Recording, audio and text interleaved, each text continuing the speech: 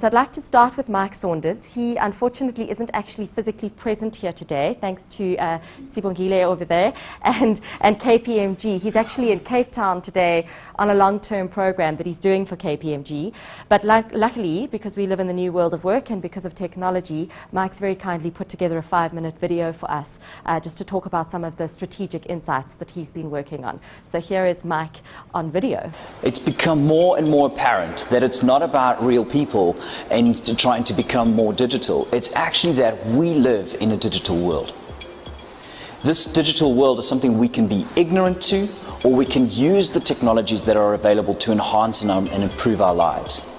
Social media has been one of those things that have helped people manage and organize their social lives in ways that they've never been able to do before.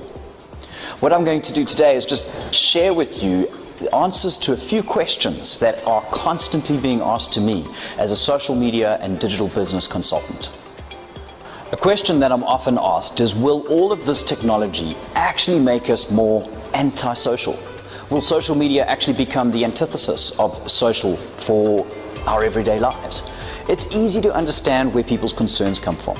We see a younger generation constantly at the end of their cell phone and always there instead of in the room that they're actually in.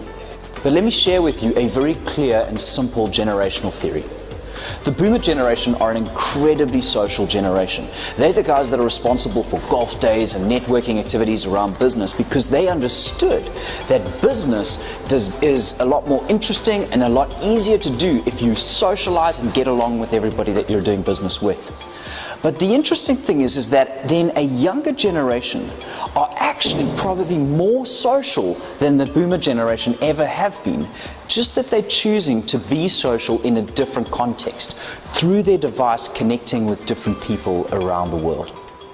Another question that I'm always asked is, whose responsibility is it to manage social media in our company? Well, I would suggest to you that there are 3 people that you really need to get involved right at the cusp of your social media campaigns. The first would obviously be marketing, because they are the front line of communication between your business and your customers. The second would actually be HR. HR needs to start to utilize social technologies to onboard people in their companies, to utilize all of that, and then to actually communicate that social technology into the operations of the company. And then the third one is your leadership, your executive. They really need to be able to wrap their minds around the power of social media and what it is that it can for their business. What opportunities lie inside social technology that can be utilized to better help them collaborate, better manage their knowledge inside their organization, and better become a business that is social inside a social revolution. A big question on everybody's minds is, can social media actually help my business in my context, in my industry? Well, to answer that question, I can only really ask you 2 questions. The first one is, are your customers using social media? And the second one is, are your employees using social media? If your answer to any one of those questions is yes, then your business can benefit from the use of social media. A controversial question often asked is, what if my customers don't have anything nice to say? Well, the problem that you're facing is not then whether I should get involved in social media or not. The problem that you're facing is that your customers don't actually have anything nice to say about you. Your problem is probably more inherent than just being inside the social media circles. The problem for you, if this is your concern, is actually that your customers are already talking about you. You're just not listening to what they have to say. So my advice is, rather get involved in social media, sit back quietly and listen to what your customers have to say, and take that back to your board of executives who make decisions about moving your company, moving your business into a way that it can add value back into your customers' lives.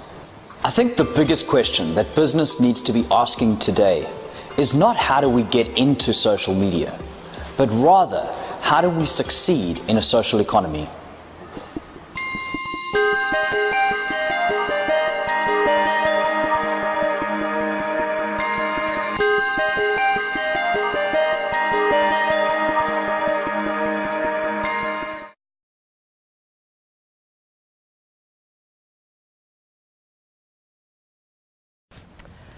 So I think that Mike has asked us a lot of great questions in that short presentation, but also to unpack some of those really important questions, Mike's just developed a really good 45-minute presentation called Social Media, the Leadership Agenda, which can be offered at a board meeting even, because it's quite a short presentation.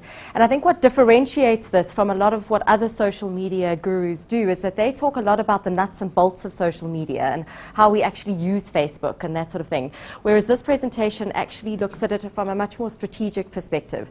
It looks at what's really happening and why it's happening, and indeed how leaders can respond to this new digital age that we cannot really ignore, whether we like it or not.